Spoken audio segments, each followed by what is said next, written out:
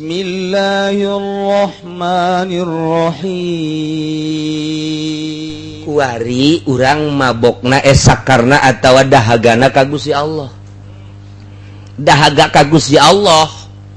Ku sabab naon? Sebab pengenalan urang ti mimiti urang kenal wujud hartina ayana Allah teka piheulaan ku eueuh. Sebab Allah makidam kidamna Allah teka piheulaan ku eueuh. Allah teh maha bakoda Allah teh eueuh tungtungna. Allah teh mukhalafah lil hawadis. Allah teh qiyamuhu binafsihi. Allah teh wahdaniyat. Allah teh kudrat. Allah teh iradat. Allah teh terus pengenalan heula eta. Geus urang pengenalan eta kuari mendalami kana sifat Allah menuju kana afal Allah menuju kana zat Allah. Kuari sifat-sifat Allah teh ku urang ditafakuran, direnung, dipahami. Gusti Allah teh maha kawasa. Kudrat geus lamun Allah kasifatan ku kudrat atuh zat Allah na teh maha qadir. Allah teh kawasa, Allah teh ngadamel langit, kawasa Allah ngadamel bumi, kawasa Allah ngadamel urang. Hirup urang teh ieu ditadbir ku Gusti Allah. Cak Gusti Allah kakawasaan aing nyeun langit nyeun bumi nyeun sia. Kuari sia teh ku aing diurus tanda aing ngurus ka sia teh. Di mana sia sare henteu diteruskeun sare aya dihudangkeun ku aing. Ketika engke maneh teh lapar ku aing dibere dahar yang jadi urus ku aing. Engke sia dibere dahaga hayang nginum ku aing diurus aya cai jang nginumna. Eta teh pengurusan aing. Sia teh ku aing dibere tanaga nang ngurus aing. Kuari sia dibere ilmu nang ngurus aing. Ku aing salila hirup dibere urusan aing nu ngurusna teh. Ulah disangka menang sia sehat teh, ulah disangka menang sia bisa teh, ulah disangka menang sia bisa neuleuh teh deuleuan sia teh ku kawasa aing teh. Ulah asa nang sia eta dedengian sia teh nang aing teh. Lempang sia teh menang aing, diuk sia menang aing, napas sia kaluhur ka handap eta teh menang aing. Sakapeung ku aing dinormalkeun, sakaping ku aing sia teh eta napas teh rada disempitkeun nang aing teh kitu teh. Sakapeung waktu ku aing sia disehatkeun, sakapeung waktu ku aing geus digeringkeun nang aing teh. Eueuh nu siaan kabeh nu aing direnung ku urang. Nu Allah kabeh. Nu Allah kabeh ulah wakan neuleuh ka batur neuleuh ka diri sorangan horeng nu Allah kabeh. Je mata ye nu Allah, kiceupna nang Allah, neuleuhna na ku Allah. Atuh berarti mata teh nu Allah mutlak. Ceuli nu Allah, ngadengena nu Allah, atuh nu Allah mutlak, irung nu Allah. Ieu bisa ngisep bau jeung seungitna nang Allah, atuh nu Allah mutlak. Suwut kitu keneh, beuteung kitu keneh. Atuh eueuh nu urangan, eueuh urang mulai geus tah. Dedeuleuan Allah, dedengian Allah, pengenalan mulai. Je, sedengkeun kapan sifat mah kapan moal kaluar tina zat. Ja ayana sifat teh nempel dina zat. Sebab moal aya sifat teh nyorangan, sifat mah kuduna nempel dina zat. Kitulah cek ahli makulat, innal makulatil ladaihim tusaru bil asyi wa hiya aradun wa jauharu. Nah, kuari aya johar, aya arad. Urang mun deuk ngaji tauhid teh kudu ngaji makulat heula. Johar teh artina zat. Nah, johar teh artina zat. Zat teh eta teh anu maqoma binafsihi. Ari arad mah maqoma bi ghairihi. Nah, ieu arad teh teu bisa cicing tanpa aya johar. Berarti mun aya beureum kudu nempel dina zat, nempel di naon eta beureum. Aya koneng eta sifat arad ngaranna nempel dina zat. Bagus eta moal aya bagus sorangan bae kudu nempel dina zat. Bagus teh dina naon? Sifat mah maqoma bi ghairihi. Moal bisa sifat nyorangan. Ieu ge sifat kudrat, sifat iradat, sifat ilmu, sifat hayat. Atuh moal bisa nyorangan mun teu nempel dina zat, nempelna dina zat Allah. Kapanggih ku urang kuari sifat Allah bakal kapanggih zat Allah. Sebab naon? Sebab bakal katingali dina afal Allah. Jadi berarti kul huwallahu ahad. Allah teh maha hiji, hiji dina sifatna, hiji dina afalna, hiji dina zatna, hiji. Geus eueuh nu dideuleuh Allah. Sagala rupa Allah. Mimiti pengenalan mun ibarat neuleuh eta urang neuleuh dina naon kitu ngaranna cai dina gelas. pengenalan. Setelah orang mendekati kadinya, orang mengetahui, wih, iya mah horenganan rujak. Waduh, luar biasa. Ku orang di deketan, dicekel, mantep. Urang geus bener kenal kuari. Siap dirasakeun, lep nikmat, surbi ngaranna. Sabada nikmat diteruskeun, sakar ngaranna. Geus leng. La syai'a illallah, la maujuda illallah. Nu maujud iwaldi Allah, sakar ngaranna. Mabok. Talamun geus mabok asa jeung Allah bae. Asa jeung Allah bae urang teh ngedeng asa jeung Allah, diuk asa jeung Allah, lempang asa jeung Allah. Nah naon asa jeung Allah bae? Engke perasaan teh ngomong kabeh ge ngeunang Allah. Jadi hasil tina tapakur sanggeus tapakur teh terus urang teh keranjingan. Sanggeus keranjingan urang teh didinya edan majnun lillah. Rarasaan teh ngomong ketika urang deuk dahar sangu teh ngomong. Sangu teh ngomong lain ngomong assalamualaikum lain gitu atuh geus kitu mah naonan perasaan batin urang teh ngomong teu kudu kadenge pan urang ge lamun ngomong batin urang teu kadenge ku urang teu kadenge ku batur boro ku batur ku urang henteu ngeureunung we kieu kieu be mata mah perem bagus tah budak urang mananya aduh putih tak budaknya. Aduh susunya gede tuh. Apakah dege ku batur atuh henteu? Ku urang henteu, tapi urang ngomong. Tah eta teh ngomong bicara eta teh bicara golbu ngaranna. Eta teh latifah, lelembutan teh ngaranna teh. Ngan urang mah encan terarahna kanu kos kitu bae, terarahna belatifah urang mah ngomong teh ku nafsu. Nafsu urang mah latifah urang mah jadi bersihan sehingga lain ngaranna lain tafakur nu kos kitu mah ngaranna khoyal. Imna syarika ka anna khoyali kawan sorib di dieu teh ayana tama imna syarika ka anna khoyali kawan sorib. Jadi ieu teh dibagi tah sirah urang hiji imna, dua syarika ka, tilu khoyalika, tilu sorpu tah ieu di dieu tah.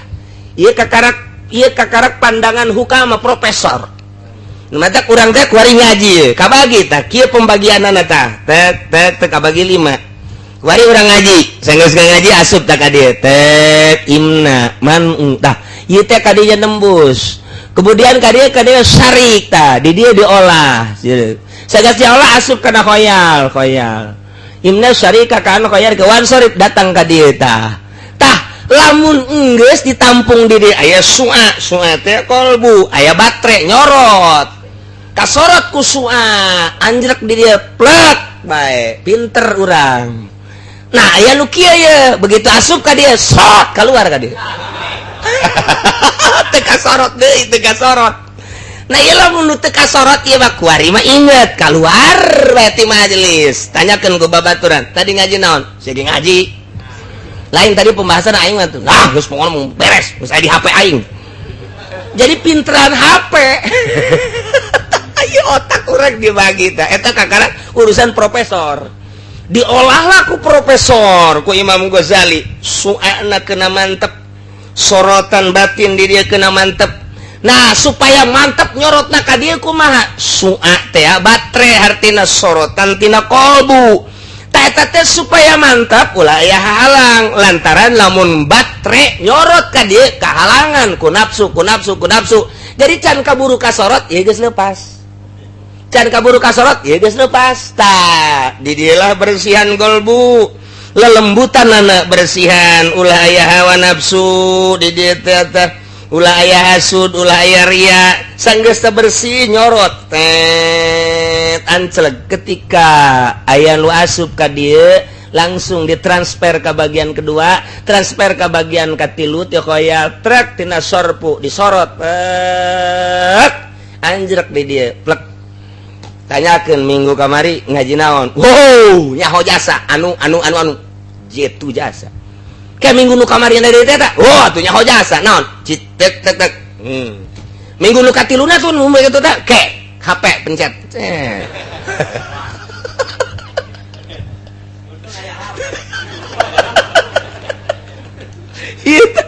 lain lalagaan di dia mantak diolah urang mah kulantaran teu diolah ya teh kebersihan batin teh teu diolah atuh kuari ngadenge keluar bae urang ti tajong saeutik poho boh ti tajong suku atau ti tajong mata ti tajong suku berarti jali ke aduh nyeri ti tajong mata mah lebih aman mantep waduh budak nongkong itu ti tajong mata ngaran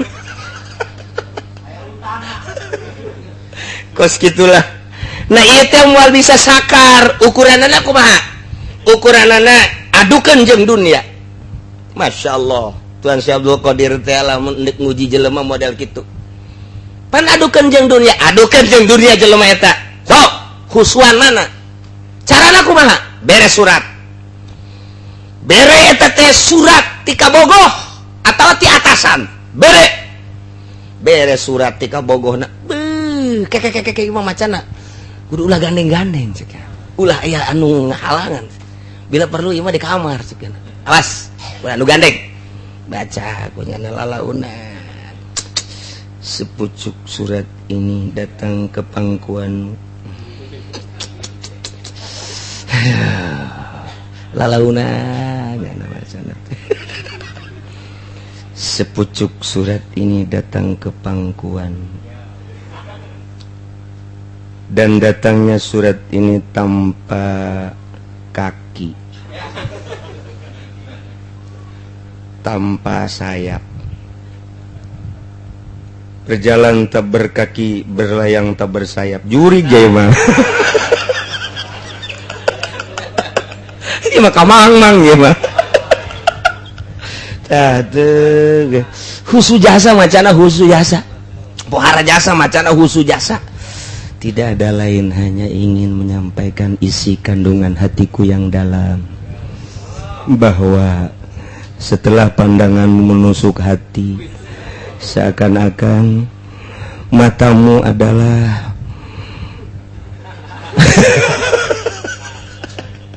dari lirik matamu lah aku paham aku tahu aku mengerti dengan demikian surat ini adalah balasan dari lirikanmu aku cinta padamu Asep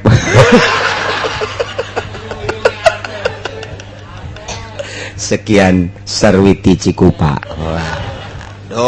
budak pohara jasa nostalgia eta berarti khusus jasa kan andai kata keur dibaca aya jelema di luar gandeng nyana moal wani maca andai kata aya budak gandeng wani nya hai sia gandeng tolong sia nyaho bener aing keur baca surat sia ini sia mun nyana imkan nyarekan dicarekan mun teu imkan nyarekan cicing heula moal dibaca ku husu-husuna kuari surat ti Gusti Allah Al-Qur'an bandingkeun husuan mana A'udzubillahi minasyaitonir rajim bismillahirrahmanirrahim yasin wal qur'anil hakim innaka laminal mursalin ala siratim mustaqim tanzilal azizir rahim litunzira qauman ma budak tolobuan engnya seteu tunzira qauman ma sadaqallahul azim kunaon ganeng budak lah agak ku budak jadi jana teu husu jadi husuan maca surat tika bogoh dibandingkeun jeung Al-Qur'anul Karim nanaonan damakos kitu mah lamun geus husuan maca Quran dibandingkeun jeung surat tika bogoh tereh sakar ieu jelema tereh sakar nah eta kakarak Al-Qur'an kuari zikir zikirnya na teh husuan zikirnya na apa husuan ngadengekeun informasi ti atasan husuan zikirnya na apa husuan keneh informasi ti indung bapak husuan zikir apa husuan keneh informasi ti dunia nu kunyana disenangi mun masih keneh husuan urang nu belah ditu daripada zikir can aya nanaonan tah kos kitu berarti nganggap keneh di luar Allah aya nu dianggap ukur cek Tuan Syekh Abdul Qadir mun masih kene husuan maca surat tika bogoh husuan kene maca surat ti atasan dibandingkeun jeung maca Al-Qur'anul Karim bohong tamah bohong ngaku cinta ka Gusti Allah biasa-biasa tamah jelema biasa-biasa tinggal kitu bae mah ukuranana nah ukur deui ku ari jelema teh boga duit ketika boga duit jana teh tak aya instruksi ti Gusti Allah korban misalna nyana boga duit tapi teu daya korban eueuh nanaonan instruksi ti Gusti Allah duit boga di dinya aya nu keur ngabangun masjid padahal nyana boga teu kabitaeun ku ganjaran ngabangun eta encan nanaon teh hirup teh kos kitu ukuranana kos kitu ulah waka perang heula ukuran ngabangun bagi nu imkan manehanana teu daek encan jadi berarti nah kuari dek perang tah eta teh moal berkorban mun jelema henteu neuleuh ka Gusti Allah dina engke perang nage lain kalimatilah aya kadua hayang sohor hayang hebat hayang menang kitu hadiah dan lain sebagainya ieu mah dimurdikeun lillahi taala pengenalan ka Gusti Allah sanggeus ngenal terus memahami geus kenal kemudian merasakan ngicip-ngicip surbi ngaranna kuari terlena di Gusti Allah berarti geus siap ninggalkeun sagala rupa cicing bae di imah maca Quran atawa zikir batur ngaler ngidulnya nama cicing ketika batur ka pasar nya nama cicing bae ketika batur engkeuy-engkeuyan nya nama cicing bae ka Gusti Allah ketika dek dijadikeun tim sukses kos pudoli nya nama cicing bae cicing bae nya nama tah lamun milu ka ditu atuh tamah jurig kos kitu tamah kiai jurig tamah eueuh nanaonan tamah kos kitu mah si ieu akur ka dinya si kiai akur ka dinya atuh tamah rorongsokan pandangan jelema bodoh neuleuh mobil herang kiai neuleuh mobil herang akur pandangan zahir ketika ieu nu bodoh mah ngadesak-desak usaha hayang beli mobil si kiai mah henteu itu lain bagian aing teh mah dunia ieu da herangna akur tapi ketika hayangna henteu kiai bagus ketika nu bodoh ge usaha sia kudu kabeli eta teh Fortuner kudu kabeli warna naon kana pod warnana naon warna ketika nyana ge mengejar atuh naon bedana kiai jeung pedagang atuh naon bedana kiai jeung pengusaha atuh naon bedana kiai jeung petani jasa ruah hayang kadinya tujuanana kiai rorongsokan lain cakula cek tuan Syekh Abdul Qadir Al Jailani qaddasallahu sirrahul aziz ukur heula dah lamun geus kiai berbeda pandanganana ketika neuleuh mobil akur herangna zahir sama akur tapi batinna ih jasa kiai mah teu hayang teh mah kos kitu mah kiai ieu bakal loyog di ajian ku jelema harayang jelema teh tah mulung elmuna lantaran pandangan batina geus beda jeung pengusaha pandangan batina geus beda jeung politikus pandangan batina geus beda jeung petani itu mah ngejar kana mobil nu herang ieu mah nyaho herang cek mata ieu cek mata batina hina tama mobil pasti jelema daratang mun masih kene pandangan akur jeung pengusaha akur jeung petani akur jeung pedagang moal kajian kumaha ge ilmu tinggal ilmu hebat tinggal hebat moal darekeun ngaji jadi kuari mah nu kudu diteangan teh lain ilmu zahir mah bisa pakai debat bisa pakai neangan dunia justru ilmu batin ngarubahkeun pandangan eta teh hinakeun ku urang jaca Kangjeng Nabi hina tuturkeun ku urang kok Nabi bisa ngahinakeun dunia aing mah henteu arahan ku urang jak Kangjeng Nabi mah neuleuh dunia teh neuleuh dunia pan ngajak sahabat kadeuleu eta bangke kadeuleu dunia leuwih hina tibatan bangke tah kos kitu lamun dak aya jelema morosotkeun auratna di pasar kemudian ngising batur kabeh kieu lantaran hiji neuleuh aurat mata ditutupan isin rasa kadua irung dipengpekan lantaran aya kokotor keluar dunia leuwih hina tibatan eta lamun Nabi nyaritakeun dunia model kitu kok aing henteu datang ka dinya usahakeun emang kabeh ge moal lamun teu usaha mah usaha heula lalaunan kok henteu bae sih teu akur jeung pandangan Nabi teangan ku urang guru coba aing berguru ka mana ieu nu mantak aya hiji jelema diangkat jadi waliullah cuma napakuran hiji hadis Kangjeng Nabi cak Kangjeng Nabi wa qurratu aini fis salat kaula mah dina salat teh ieu teh tenang jasa batin kula indah jasa aya hiji jelema neangan qurratu aini fis salat hayang akur jeung Kangjeng Nabi ketika salat teh hayang indah hayang nikmat kos Kangjeng Nabi kusak-kusuk neangan batur mah neangan wa qurratu aini fi salat, datang ka ninggalkeun lembur, datang ka poho sagala rupa. Batur mah hayang ninggalkeun resep dunia teh neangan carana kumaha, urang mah kuari boga ilmu teh hayang supaya neangan dunia. Tibalik moal manfaat kajen gukumage nu mantak kiai keur ngeunah-ngeunah boga santri, kiai keur ngeunah-ngeunah ngajar ngaji, asup bae ka Golkar, hancur naon pandangan batina nu tatadina ka Allah sanajan teu 100% kuari mah belok ka dunia. Je sak Allah atuh aing teu percaya ka sia, hancur dinonaktifkan. Beres geus. Kos gitulah urusan batin, mengenal ke Allah. Numantak ilmu nu paling bagus, makin mengenal ke Allah, makin deket ke Allah. Makin mengenal ke Allah, makin deket ke Allah. Kesimpulan nama, makin boga ilmu, makin deket ke Allah. Nah, etalah ilmu nu paling bagus. Ilmu nu paling jore, sehingga orang boga ilmu, makin jauh ke Allah. Tanda makin jauh ke Allah, makin cinta dunia. Ulah hese-hese, ukurlah diri orang antara orang jeung dunia. Tadi surat guys, kemudian urusan dunia. Lamun orang encan kenal ka Gusti Allah, pasti orang mengejar dunia nu hina. Ketika orang geus wau ka Gusti Allah, dunia dianggap mainan ku orang. Hirup orang dianggap mainan ku orang teh. Hiji nu teu dianggap mah ma'rifatullah wa rasuli. Ma'rifat ka Gusti Allah jeung ka Rasulullah eta intina hirup di dunia. Nu mantak jelema disebutkan teu paeh ratusan tahun ribuan tahun, jelema nama modar makrifatna nu teu paeh. Nyanana geus paeh dikubur makrifat mah teu paeh. Kanyahoan teu paehna dina Al-Qur'an geus dijelaskeun. Da jelema anu syuhada mah teu pararaeh, jelema anu makrifat ka Allah mah teu paeh. Hartina ibadah terus di jero kuburanna, urang dibere kaberenehan neuleuh jero kuburan eta. Nah eta teh keur zikir bae, salat bae di jero kuburan. Jadi tepae ratusan tahun, ribuan tahun. Secara pandangan mata kasat mah maot jana paeh nyana, hakikat mah teu paeh. Makrifat ka Allah moal paeh. Dunia ditinggalkeun makrifat ka bawa ka jero kuburan. Eta geus dikitu-kitu ge tak teu daek neangan, urang mah tetep bae neanganna bandeui. Kenalkeun ka Gusti Allah. Geus kenal urang paham, geus paham urang kuari neuleuh indahna Gusti Allah. Tadi teh direnung hiji bae heulanan.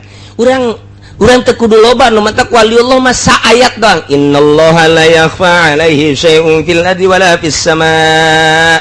Sanyana Gusti Allah mah teu samar ka Gusti Allah mah la yakhfa 'alaihi syai'un naon bae. Tidu gede datang ka nu leutik ngaranna syai'un fil ardi wala fis sama'. Langit jeung nu ngeusianana, bumi jeung nu ngeusianana. Boro-boro nanaon ieu di jero bumi di sapatala kanyahoan ku Gusti Allah yakhfa 'alaihi syai'un. Di luhur langit la yakhfa 'alaihi syai'un. Ieu dunia kabeh teu samar ka Gusti Allah, lah akhirat ge teu samar. Nu mata ku waliullah mah teu sieun deuk paeh. Naon sebabna? Anu pangeran anu ngahirupkeun eta aing geus paeh ge di kuburanna eta, sedengkeun aing geus wauh ku ari di dunia, di luhur bumi geus wauh jeung Gusti Allah. Atuh di jero kuburan ge pangeran eta keneh. Matak malaikatnya dicarekan ku wali mah. Jaga wau jasa jaga Gusti Allah. Keur di dunia geus wau. Geus wau tanda wauna rahasianya na tamah bahwa nyana geus wau jeung Allah perasaannya na dan lain sebagainya bahwa dirina diangkat jadi wali teh panyahoeun dirina ku perasaanana. Geus ketika manehanana asup ka jero kuburan aya malaikat munkarna kenanya man buka moe enak aya. Man kalimah naon man. Man kalimah naon pan atuh malaikat mah teu masantren atuh teu nyaun nya ditanya man kalimah naon atuh mantak urang coba-coba engke di jero kuburan begitu man buka malaikat man kalimah naon genjreng sia ku aing man kalimah naon kos geus wau jeung Allah sia nyaun malaikat ge geterana lain deui tipuan ieu mah ieu ka jeung kumaha ge nah ukur diri urang ketika datang nah urang lamun aya nu SMS khusus jasa. SMS ting ting ting ting. Aduh. Mun keur ngobrol ge jeung kula punten nya kiai anu SMS tangkorak sia. Mun kukula sok ditinggalkeun ka jero, geus hakan ku sia SMS aing kebal kaluar deui ujianna sia.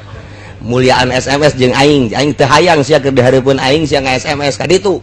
Kus-kusanna kutang kiting kiai ka mananya nyaho aing di jero kamar teu hayang aing kudu nama ulah wae dijawab jeung aing heula sia sebab aing loba pagawean teh nya nama hampura nya ge SMS heula los tinggalkan dahar heula aing teh ngobrol heula jeung pamajikan tuh banding ngobrol jeung pamajikan indah yo nyele senyumna geus mantep atuh ya tinggal jana we nanya ka santri kiai ka mana nya cak santri dukanya bukan siang SMS heula ya teu hayang aing di pelajaran tah eta kakara kos itu ieu SMS mah husu amat kok jeung Allah teu husu berarti urang can aya nanaonan ukur tah diri urang mun bahasa Tuan Syekh Abdul Karim mah kam geus sabaraha kali maneh ditegor ku teguran dunia geus sabaraha kali maneh ditegor ku teguran akhirat kam sabaraha kali maneh disuratan ku babaturan maneh sehingga maneh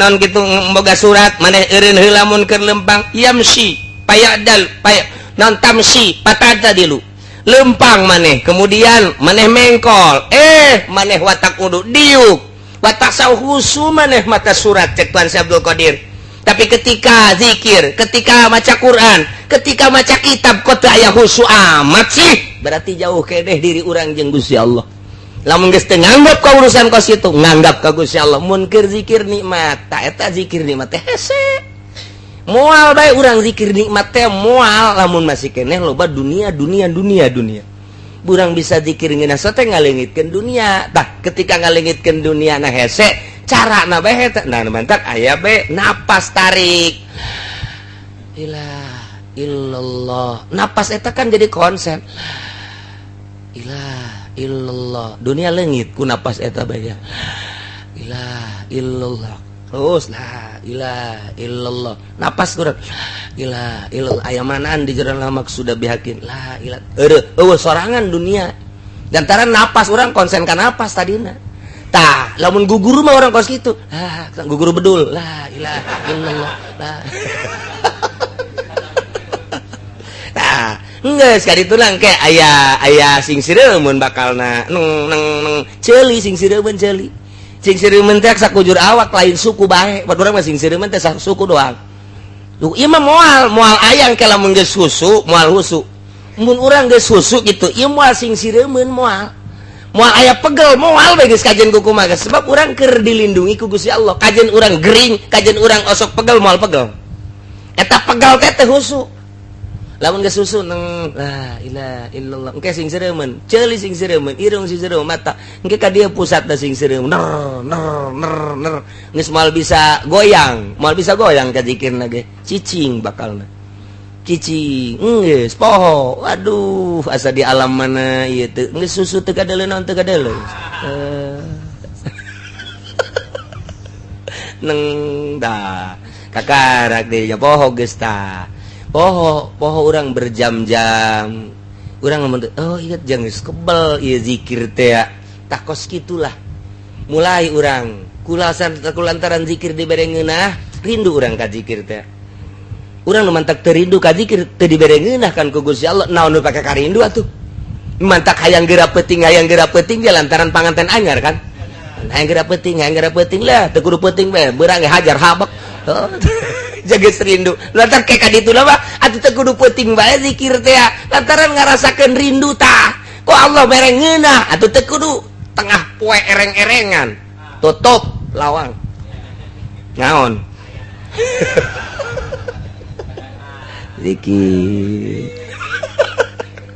ngeunah kos kitulah carita ibadah lamun geus ngamimitian surbi lamun geus ngamimitian sakar geus hese nyaritakeunana neuli jelema teh hina neuli dunia teh hina pasti jasa ieu mah geus pasti bae lantaran keur sakar ka Gusti Allah tak engke keur sakar ka Gusti Allah eta teh fana ngaranna hirup di dunia teresep dunia hirup babarengan jeung jelema tapi teresep neuli jelema atuh berarti kan berbeda dah ku lantaran berbeda eta lah ieu manehna disebut fana sakar mabok eta teh aya anu ngan sadetik aya anu sajam aya anu sapoe anu saminggu terserah Gusti Allah tama lantaran eta mah rahasia Allah engke ka ditu da sahu nu mentak ka dina tasumma syurbu summa sakaru summal maqam wa huwa sahwu assalamu alayka zainal anbiya assalamu alayka asqal azkiya assalamu alayka asfal asfiya ulah kadenge kudu ditukang assalamu alayk jadi mudan ka di ditu eta dibaca ku urang sarua bae tah sarua bata kukula sok dibaca assalamualaikum zainal anbiya assalamualaikum atqal atqiya assalamualaikum asfal asfiya assalamualaikum rabbis sama terus baca itu eta salam ka Kangjeng Nabi ngaran urang salam di dia dijawab atuh komo di ditu urang salam di dia ge assalamualaikum ya Rasulullah dijawab ku Kangjeng Nabi Waalaikumsalam masyaallah tak bola sembarangan barang di dalam assalamualaikum ya Rasulullah di lagu Kangjeng Nabi nu sok korupsi teh salam ka aing dijawab bae ku Kangjeng Nabi tetep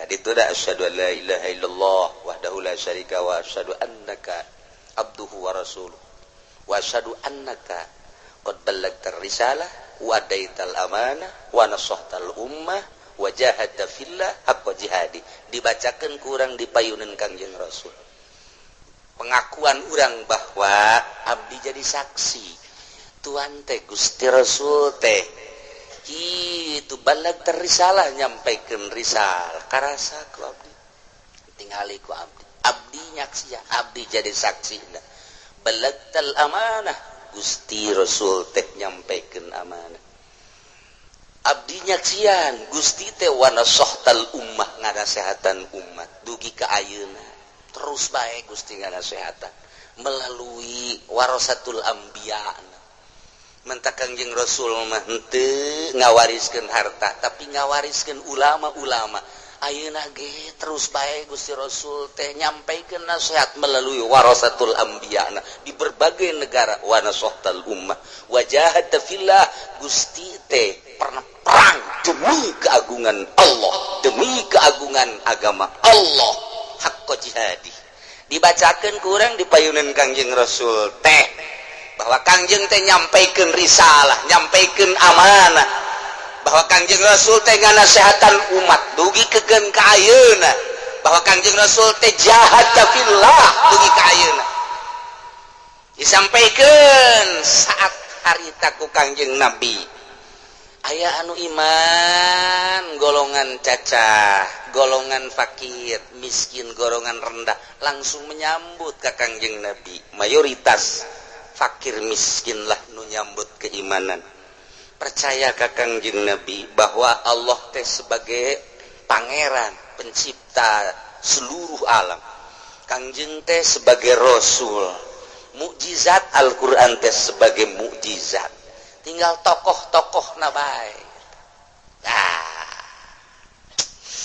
anu hayu panas ninga jelema ariman ku kagagahan Abu Jahal Abu Sufyan Abu Lahab jeung lain-lainna teu saeutik jelema cekel tusuk cekel pecit seret wah mempertahankeun agama teh seperti eta baheula masyaallah aya anu dipasung bae dikiekeun bae aya anu digantung bae teh dibere dahar teh dibere nginum paeh di luhur gantunganana aya dipiceun bae ka lembah ka wadi wah geus macem-macem kumaha daekna tokoh bae geus puguh ki Bilal mah diseret ki Amar mah kitu keneh ditindihan ku batu dan lain sebagainya tak batur atau mempertahankan agama memperjuangkan agama teh seperti eta urang geus datang ka mana memperjuangkan agama salat subuh ke jam 7 bae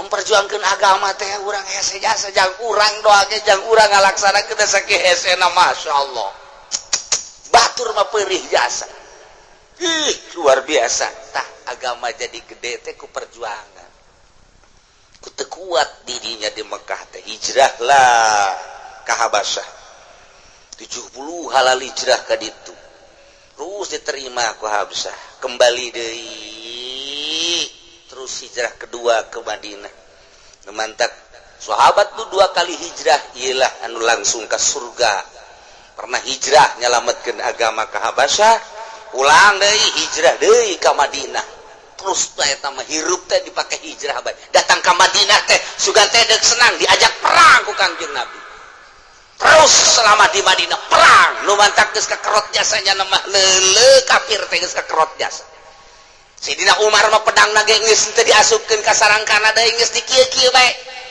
Geus tilok diasupkeun ka sarangka mah aya bae. Besi aya jelema anu ngarusak agama geus teu kudu hese teu kudu nyabut deui jangan cak becok tekan cekok bae. Gitulah Sayyidina Umar. Nah, iyalah perjuangan Islam. Luar biasa. Urang ulah-ulah nyaritakeun perjuangan Kangjeng Nabi aya dina Al-Qur'anul Karim ti Gusti Allah, aya dina hadis Kangjeng Nabi na.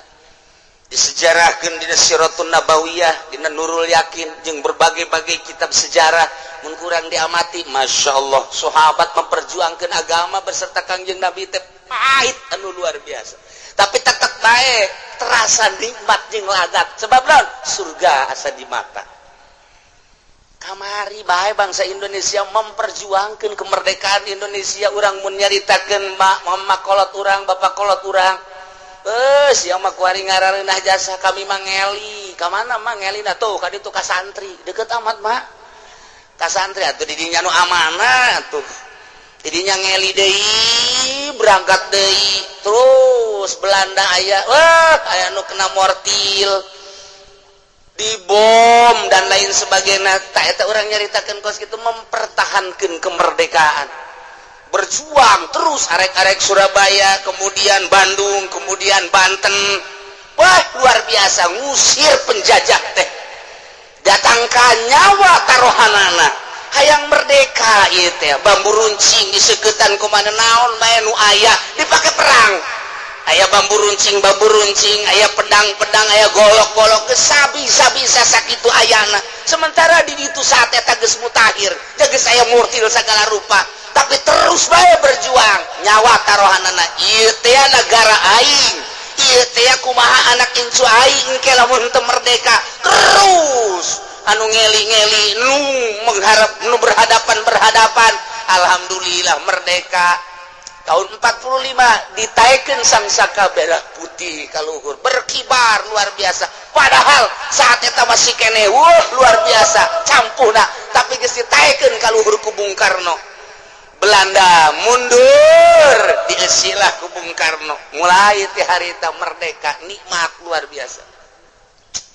Nu jadi gubernur Kiai, nu jadi bupatihna Kiai, tanyakeun ge coba ka urang Surabaya, tanyakeun ge ka urang Jawa Tengah, tanyakeun ge ka urang nu Banten, nu jadi Kiai, nu jadi bupatina Kiai satu suara kabeh. Istimewa kabelah dieuna teng teng teng teng teng teng teng nu mantep mun aya keneh nu milu berjuang kamari ieu neule camat neule bupati teh sakumaha ucing leuleurit hayang ngegel sia kuai nangai goblok sia tolol sia kenong bae di segede naon sia ngalaksanakeun teu akur jeung aturan-aturanana ngan geus teu daya teu upaya. Urang carita PKI carita DI geus loba baik nu bener maupun nu salah geus ditayangkeun di televisi mana nu bener mana nu salahna hanya pemain asli nalah anu nyaritakeun. Namun urang nyaritakeun ti pemain aslina Garut carita itu DI pan di ditu di Garut ayana di Jabal. Eta teh urang mun nyaritakeun keaslian DI nyaritakeun PKI nu aslina kumaha nu sabenerna nu batak Gus Dur wani ngaluar-luarkeun PKI teh PKI diharapkan keluar dari penjara. Oh surak nyana nyaho asli sejarah PKI. Gus Dur ditentang kenapa PKI dikeluarkan? Kamu anak baru kemarin ngomong. Gus Dur udah diam aja keluar kasihan dia di penjara. Ngapain di penjara? Makan susah apa susah? Bukan begitu Gus ini. Kalau cerita politik kamu harus bener dulu atau baca politik. Dibahas kan ke Gus Dur sekelumit tek. Oh paham kan ngarti mah jaheul.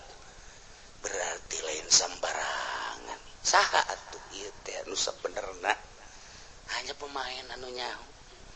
Anu baheula di ABRI, nu baheula di polisi, nu baheula di organisasi. Nyana nyaritakeun keaslianana Soeharto kos kitu, Bung Karno kos kitu. Urang ngarasakeun merdeka teh kos kieu kuari. Setelah Pak Harto, setelah Bung Karno, Pak Harto, terus zaman kamari Megawati Gus Dur datang ka kuari. Kos kieu amat si merdeka. Lepas dari penjajahan senjata dijajah politik jeung ekonomi. Ulah maka syariat ku ari cak Yahudi jeung Nasrani teh pake aturan aing ku dijajah ka belah dieuna terus setik. Wah turunlah HP ieu penjajahan nu pohara HP.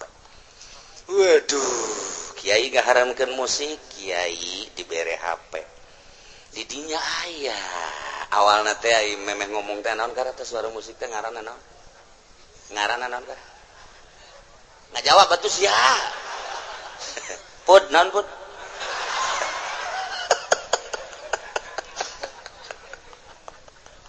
ya Allah ya Rabbi musik geus nu dangdut nu jazz rock and roll nu dah lain-lain sebagainya di mana letak ngaharamkeunana yo haram sote cenah mun ngamaenkeun aing ngadengeun kos kitu mah tun teu haram kumaha dalilna ayo dibabawa boga HP na ge 5 pan tukang ceramah wow ditudun dihareup waduh ngobrol jeung HP tuntunan dijajah dibawa ke masjid di hareupeun Baitullah di Raudhah di Masjid Nabawi dan lain sebagainya tang ting tinggal Yahudi beseri ditendun di satu kebutuhan sia ku aing katenge ku sia deuk nolak teu bisa urang butuh teu nolak atuh emang haram teh kos kitu teh tinggal deuk kumaha meta urang dijajah teh model kos kitu geus puguh ku ari jual beli geus eueuh pake aturan tarima meuli tarima ngajual. Urang asup ka Indomaret, urang asup ka Sabar Subur Komo, urang asup ka kitu toko nu gede mah balanja di mana, mayar di mana. Komo urang geus aturan Singapura jeung Jepang mah, urang balanja langsung asupkeun ka dinya urang na balik ke barang dianterkeun ka imah. Mun teu kula teu betah di Jepang harita. Balanjana kos kitu jasa lah. Oh, tidak di Jepang mah kos kitu, urang balanja supermarket anu catet gas. Beres, orang nabalik barangna engke kadang-kadang heulaan barang, kadang-kadang mah teu kebal, kadang-kadang bareng. Masya Allah karim. Leuwih canggih deui geus teu kudu ka mamana, buka internet, pesen barang, tek langsung di itu dikirim. Tek uangna transfer, barangna datang ka urang, urangna di imah bae. Eta keur carita barang, keur carita cewek sama-sama. Da kumaha bener kan, Pun? Tuh, udah kumaha deui jaman canggih kuari. Ayo digunakeun kos karan itu. Dijajah urang teu karasa. Masya Allah karim. Masya Allah. Teu karasa urang deuk nentang kumaha. Aya mah ngabungkeul kafirna bisa ditinju ku urang. Tapi ieu mah ditendun di satu kebutuhan. Perekonomian kuari makin ke sisi bangsa Indonesia mah geus ditendun kuari ku perekonomian Amerika Indomaret eta teh perekonomian Amerika menjajah ka urang pedagang letik mah ka sisi sia nu kukula pernah didongengkeun asal usulna Indomaret terus panjang deui mun kukula dicaritakeun eta Amerika meles terus bae urang anu ngajual tanahna ge atuh emang Pak Haji atau anu nyewakeun ge Pak Haji mun ngomong mah anti Amerika harinya na diasupkeun ka imahnya geus kumaha ieu satu kebutuhan teu dijual orang butuh teu disewakeun orang butuh ketika kurang disewakeun Amerika nu nyewana maka tangan-tangan Indonesia Masya Allah dijajah ngaranna urang maca Al-Qur'an baca ku sia Al-Qur'an musabakokeun ku sia Al-Qur'an ketika dirancang dijieun undang-undang heula cak Amerika ulah sembarangan pan negara sia teh negara demokrasi wah kudu akur jeung aing kumaha cak aing atuh demokrasi Amerika teh henteu murni demokrasina mun kurang dibaca penjajahan Amerika terhadap Irak penjajahan Amerika terhadap Mesir penjajahan Amerika terhadap Suriah kok main kitu hukum sendiri kok demokrasinya di mana atuh ayeuna urang loba maca-maca tentang politik Amerika seperti kos kitu urang teh nuturkeun Amerika jadi kudanya baca ku sia hadis ketika ku urang dijadikeun rancangan undang-undang di negara heula cak Amerika maksakeun urang embargo sia ku aing asal di embargo urang siap diperangan sia ku aing siap henteu urang perang cak rakyat siap aing mah perang cak camat bupati sok sambarang perang teh pae cak tentara ulah ngomong polisi ulah tidak satu suara rakyat siap baik perang memang konon gitu jatuh memang susah ya itu paling ya nungguan pae tapi cak anu ongkang-ongkang di luar guys udah sambarangan lobby lah nggak sabarakali orang dek perang jadi lamun kamari diteruskan ku Gus Dur bisa jadi perang ujung-ujungnya bisa jadi perang nunya rencana Gus Dur bahasa Gus Durna nyaritakeun ar-rayatu manutun lan lain berarti ndek nyaritakeun syariat dek ngalaksanakeun syariat tuh ketika tanya jawab demokrasi nu dikaharep dek pelaksanaan anak dek disyariatkeun pakai tahapan Gus Dur tahun 2 3 4 5 ujung-ujungnya pasti perang kajen kumaha tetapi kandas menang Allah merencan siap berarti Indonesia kudu disyariatkeun atau kudu dijujurkeun jeung diadilkeun geus sakieu ayana sadar Gus Dur mah sok geura sila peureum seakan-akan ulah neuleuh dunia peureumkeun geura peureum ieu berarti peureumkeun mata hate kana dunia pencerongkeun ka Gusti Allah sok geura mulayan zikir sesuai jeung aturan napasna kakarak geus sahiji dua grebeg naon tah ulah bentah ulah moal aing moal bentah besi pocong tungtung nama bentah henteu babacaan teu iya diatur cara lantaran kieu ketika urang salat ye thariqah ye Allahu akbar mulai tahareudang tah di thariqah mah hareudang teh watek sebab kahayang nafsu sebab si kahayang nafsu sia mah tiis geus dicoba ku Allah dihareudangkeun tegerkeun eta hareudang mah ieu adalah watek sia nafsu nu bertentangan jeung watek ketika dibere hareudang nafsu sia teh hayangna tiis eta mah biasa tahan dika Allah keun Gusti ja abdi nu Allah panas ge ti Allah hareudang ge ti Gusti lah dek dika Allah keun bae keur ngaji mah bener coba sih ya salat hareudang geus bae ieu sih make bajuna cek anak kandal deui buka ku aing mah make kaos rin sahabak lah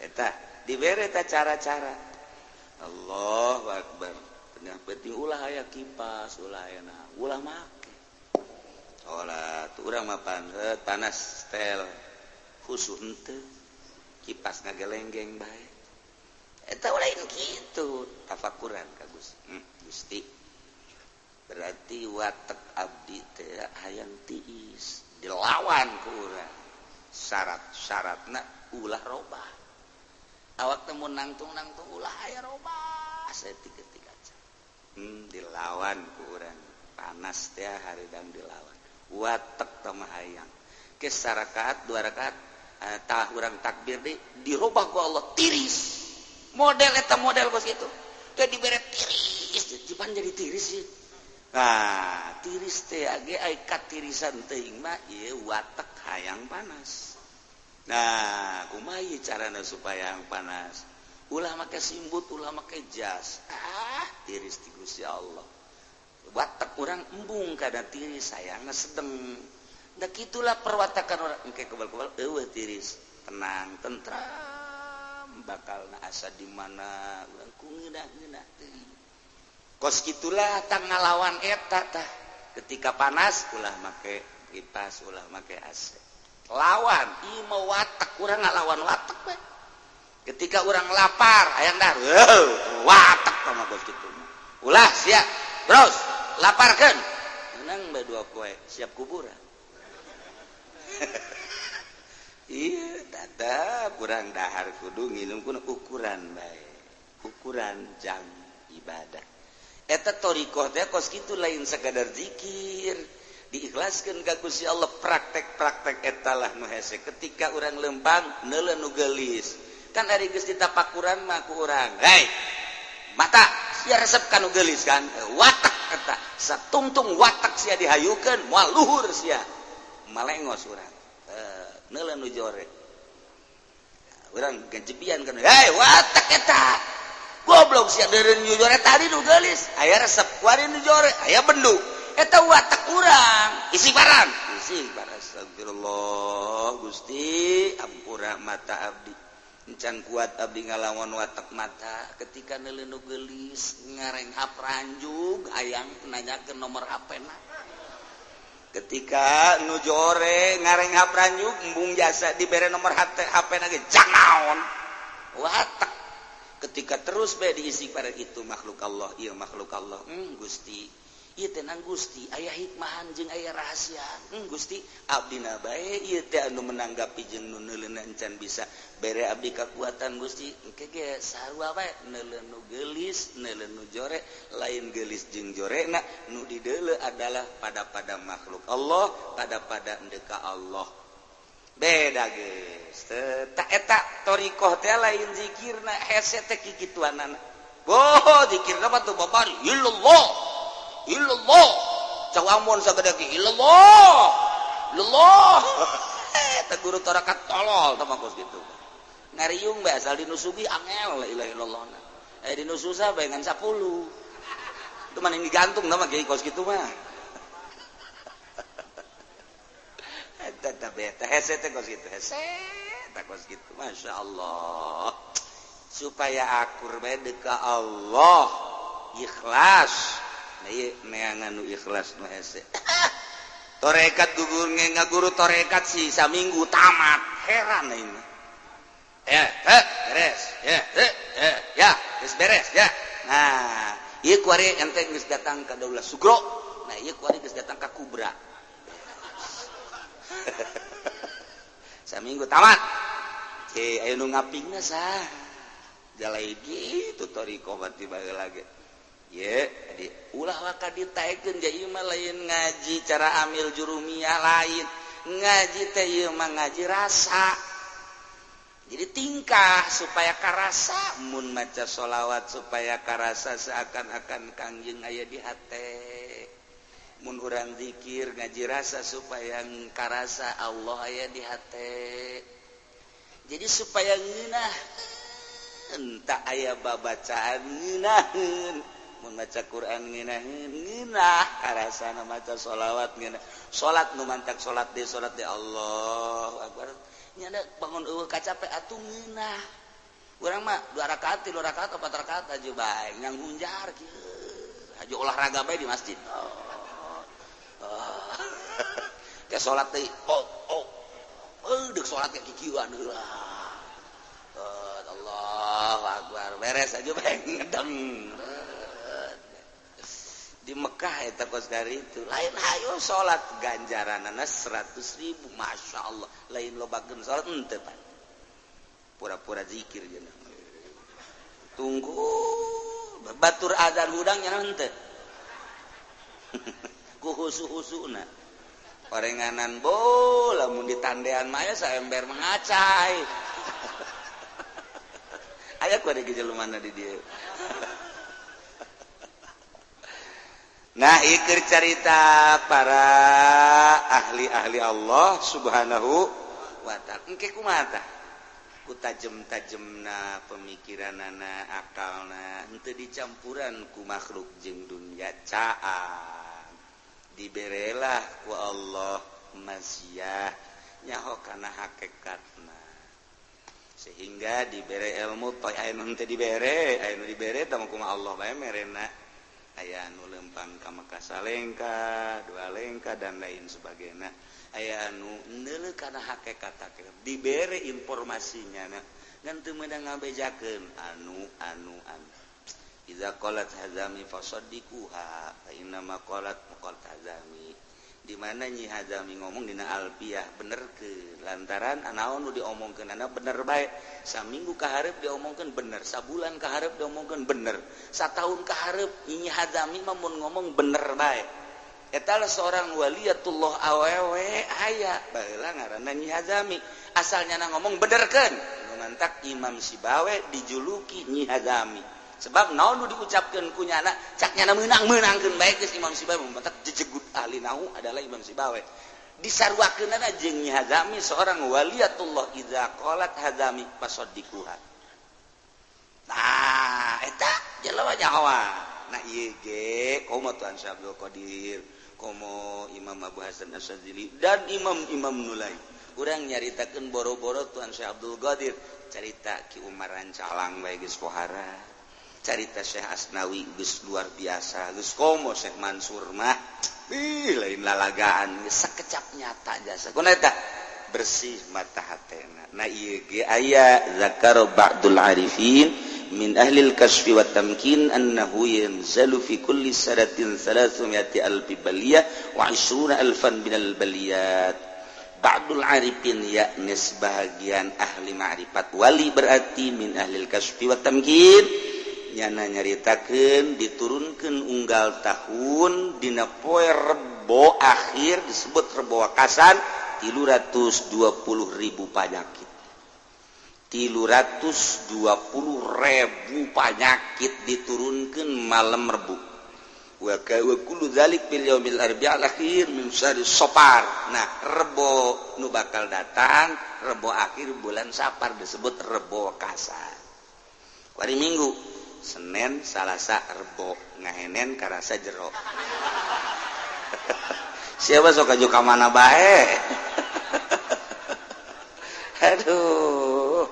Eta ge beunang dikolot ai utang hitung teh pan Senin, Salasa, Rebo. Kolot eta bisaan bae ngahenen karasa jero. Hi sok aya tungtungan kitu. Terus bae ka dieu nah, bogan diturunkeun jeung nu kitu. Ijazahna baheula. Fayakunu dalikal yaum ashaba ayamis sanah, maka di poe Rebo eta pang berat-beratna poe dina satahun. Geus di dinya aya penangkalna meunang ti Allah.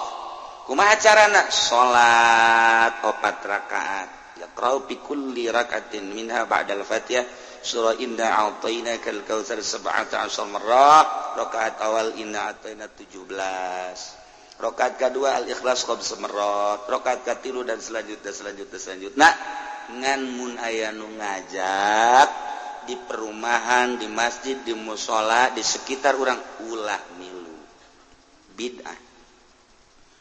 Kok bid'ah sih kiai ngabejakeun jelema-jelema nu khusus lah nu salatna urang mah ulah. Geus ngeunaheun ku urang mah dita ulah salat. Ngeunaheun ulah sok maksa.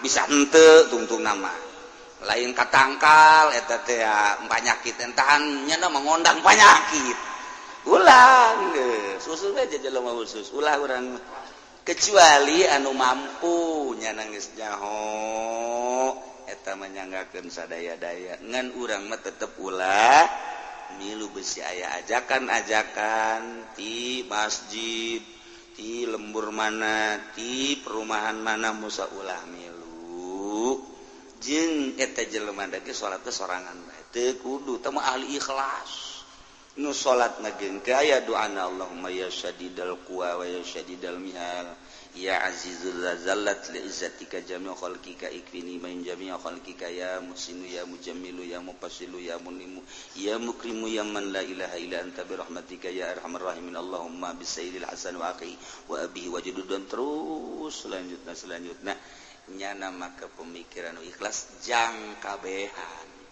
geus nyana bae nu salat bawa urang mah tarima beres geus kadituna mere kadu bae ka nyana waduh disogok keneh bae burung geus ulah jadat aya geuna naon mental lain jang nyana jang umat kabehan upaya saralamat dan lain sebagainya dengan tanda engke tanda nyana nyieun salalim teh salamun nu aya dina Al-Qur'anul Karim salamun qaulan min rabbir rahim salamun ala nuhin fil alamin salamun ala ibrahim salamun ala Musa wa Harun salamun ala Ilyasin salamun hiya hatta matla'il fajr salamun bima sabartu fa ni'ma uqbadar. Salalim disebutna dijieun disesuaikeun jeung Rebo eta tahun eta nah make azimah geus ditulis di piring atawa di kertas